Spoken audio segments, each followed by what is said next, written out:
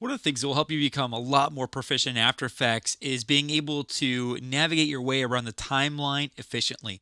Now, we've already talked about how to zoom into the timeline. Let's say we have this clip here that's 28 seconds long, and you probably won't use a clip that's this long in most projects, but it's very feasible you'll have a composition this long.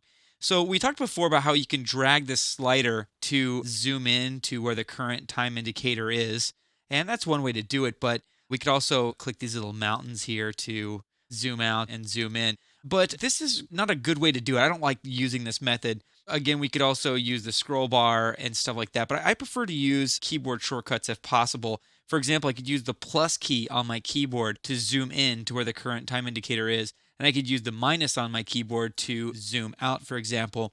Probably the best way to zoom in and zoom out is by holding down the Option key on the Mac or the Alt key on the PC. And if you have a wheel mouse, is just scrolling in with the wheel. And that will actually zoom into wherever your mouse is. So if I have my mouse over the 5-second mark and then I zoom in, I'm going to zoom into the 5-second area. And I could hold the Option Alt key and then wheel downwards to zoom back out. And I could also likewise, let's say, zoom into the 25-second mark by using, again, the Alt and Option key and the wheel again. Now, once I'm zoomed in very closely here, I can use the Shift key with the scroll wheel mouse to scroll in time. And that's just, again, a much faster way of zooming around. If you ever get lost, say for example, right now I'm not sure where I am in time, I'm kind of disoriented because I zoomed into a different spot or because I scrolled around, you could press the letter D on the keyboard and that will center the current time indicator in your view, so you'll be able to see where you are. Now, personally, for my money, nothing beats those two scroll wheel keyboard shortcut, both Shift and Option or Alt, because that's just the fastest way to get around.